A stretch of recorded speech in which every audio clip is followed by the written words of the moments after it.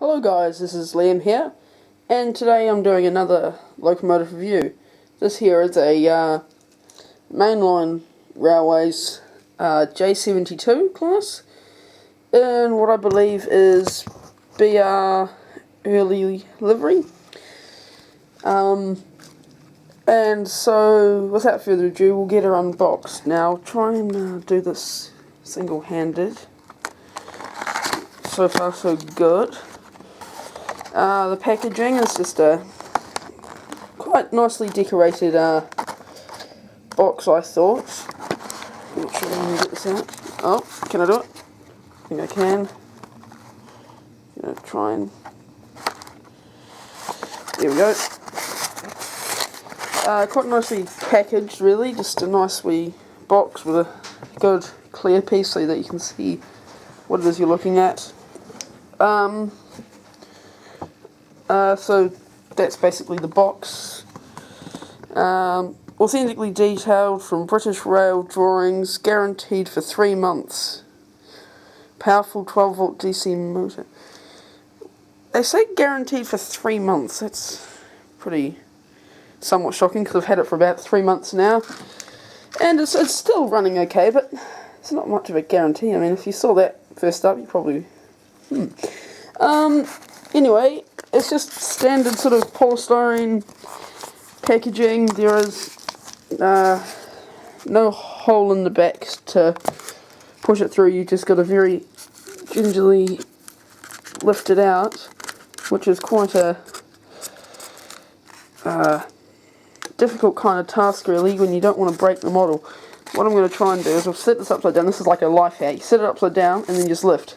Bam. No awkward angles trying to pull it out. That's the polystyrene. There's just tissue paper in there. I'll just bung it there. So that's a life hack to try and get it out without snapping anything off or breaking polystyrene or snapping buffers or anything. So the first thing you may notice about this model is that it is actually quite nicely detailed, which is what I really like about it, and was what really made me want to buy it. I think also I have a bit of a thing for tank engines. I have more tank engines on this layout than I do tender engine. I think that's just, I don't know, there's something I prefer about a tank engine to a tender engine.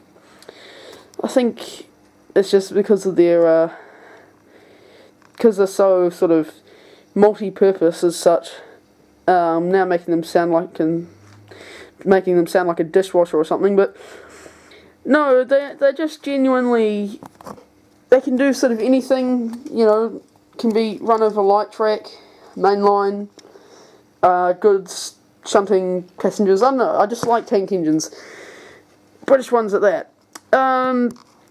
So we'll start off with the front end, as I normally do. And we'll look in at the smoke box. Now that is quite nicely detailed. You can't really see too well. Hang on. I'll just turn them round into the light. There we go. Try and get the camera to look at that. So you've got, you know, the smoke box door, which is quite nicely detailed with little handrail across the top, which is separately added. You know, it's actually metal. This is a plastic model, by the way. Number plate, which is 69001. Probably said that wrong, but that's, I don't know how you'd say that properly, if it's, I don't know. Anyway, continuing on, we've also got the clock style smoke box door lock, you could say, and the hinges, which are nicely detailed with rivets. Even the the clock thingy is 3-dimensional. This is what I mean. This is an exceptional model. Then going down, you can also see the top of where the cylinder heads would be, and what appears to be maybe access to the steam chest. So this thing does have internal cylinders. I'll put that out there now. There is no actual external valve gear other than the coupling rods. Side rods. coupling rods, I think the other ones that link to the piston. Anyway, from memory. Anyways, got the buffer beam, which is just flat. Actually, I say that it's flat, but there are actually two very tiny little score lines. I don't know whether you can see them. There's one just there, you can't see it now, but there. And there's another one completely opposite to it, just there. Oh, I knew this would happen. Anyway, so that's not completely undetailed. I don't know whether they're there in real life or it's something to mould, but carrying on. Got the buffer beam, which again is really, really nice. Rivet detail, really nice buffers that are not sprung, but you can't expect spring buffers on a J72, let's be honest. What else have we got? So try and zoom in a bit. Got the hook, which looks like a hook, I guess. I mean, it's quite nice. You could actually use that to, if you've got older coaches or wagons or another locomotive even that has the older style couplings, like on this one here. You can see it doesn't actually have a coupling, but it actually uses the hook system. It's just on my Dean Goods there. So you could actually use that to hook up to them. Yeah, and like I said, the buffer beam does have some nice rivet detail there, and yeah, it's fairly good. Coming down, we have the front detail for, I'd say, the cylinder drains. Got the mechanism, got the brake shoes, the wheel, well, all 6 wheels obviously, got a ladder there. The chassis doesn't really have much detail. Underneath, again, there's no detail, but it just says Mainline, which definitely tells me that it is made by Mainline, unlike my call it goods, but we won't bring that up. Coming further around, we have the side tanks with the crest on it, saying British Railways, if you can read that. And again, the number just there in a nice sort of creamy colour. It almost actually looks hand painted, which I doubt it is, but if it is, I'm impressed. Let's just say that. We've got the funnel smoke box. It's quite short, really, but it's a smoke box. I guess that's how they were in real life. It looks quite nice, actually. We've got the front wheel arch and sandbox. It's sort of like a 2-in-1 combo there, I'd say. We've got the maker's plate, which doesn't actually have anything written on it, because to write something on that would be next to impossible. You'd actually need like a microscope. And then on top of the tank we have the nice filler cap just there, and we have the handrails, which are all 3D separately added. They're all metal, which is a really nice touch. They're solid as, you can see that one bends a wee bit, but you can understand that when it's that thin, the wire's that thin. But even like the filler cap has super nice detail. I mean, bring that around a bit more, just look at that. Honestly, it's another, they've even gone to the, you know, effort of adding an extra handrail there, which could have been moulded on, but it wasn't. I'd say the filler caps were separately added. They've got like this little crank handle thing here, and that has it on both sides, but on that side it seems to be only half one. I'm not sure what that is, whether that's handbrake or if that's, I'm not sure what that does. Maybe someone could tell me. It's actually really impressive. There is a slight mould line, but honestly, in comparison to other models, it is next to invisible. Like, I'm very impressed. Like, the mould line normally runs down the whole length of the boiler there. You wouldn't know. Like, I actually, not even looking at the camera, and looking at the camera, physically cannot see that right now. Like, it's almost as if there isn't one. Let's just go with that.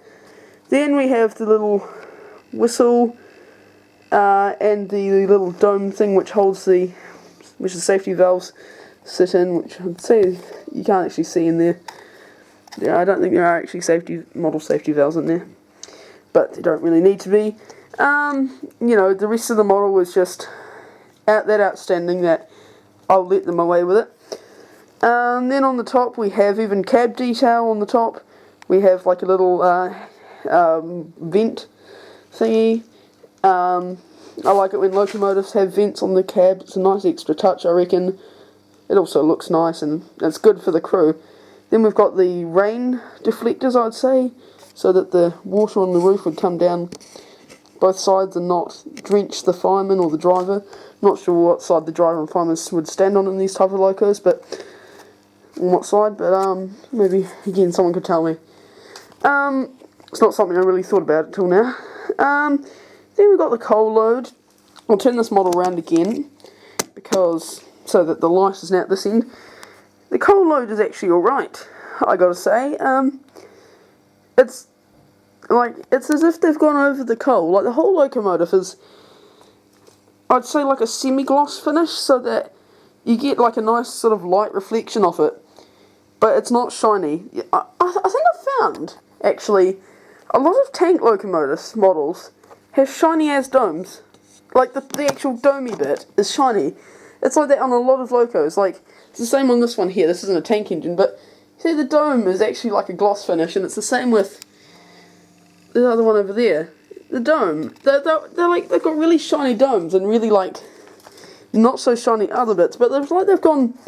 Anyway, that's my point over. With the coal, it's like they've painted the whole thing in a semi-gloss, and then they've come on to the coal with a matte finish, which is really, really nice to see. I gotta say, Mainline Railways have really outdone themselves. I can see how they say it was based on railway drawings and not what people think it might have looked like. Then, you know, we've got the cab, and it doesn't have any cab detail. You can see the motor through there, but this thing is micro. Like, that's my hand next to it. And that's also why it amazes me how detailed it is. And so we've even got the door there to stop the driver from falling out, or fireman. And on the back, even like this bit here is nicely done. The windows actually have the bars across there to stop the coal from coming in. And then you've got this handrail here and like a step. And the back buffer beam's exactly the same. We do have a medium tension lock coupler there.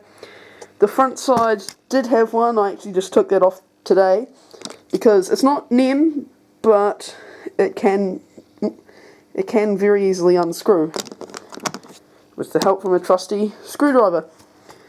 Don't know. Oh, we've also got this little writing here that says RA2. Not sure what that means. Maybe the code for the yard that it was based at in its original life. Not sure. Again, I'm just blown away at how like detailed this thing is. I mean, even on the tanks there's like rivet detail and it's just so nice. Like, it's really well, it's a very well thought out model. And the fact that I only paid 30 New Zealand dollars for it is the best part. You know, money. 30 New Zealand dollars, I'd say, I'm not a professional on currency converting, but I would say that's about £20, 15 to 20 pounds, British pounds. So if you can sort of think about how much that is and how much you get in the package, and well, you know, when I say how much you get in the package, it's just the loco, but how detailed it is, that is good. That is value. Anyway, I think we'll finish off this video with some runnings, so we'll skip to that now. Right, so I'm standing here with the controller and we'll just slowly ease it back. This thing is also really good at slow speeds. I mean, I can just slow it right down You see that? That's on DC, not DCC. Don't have that yet, I'm not that fancy.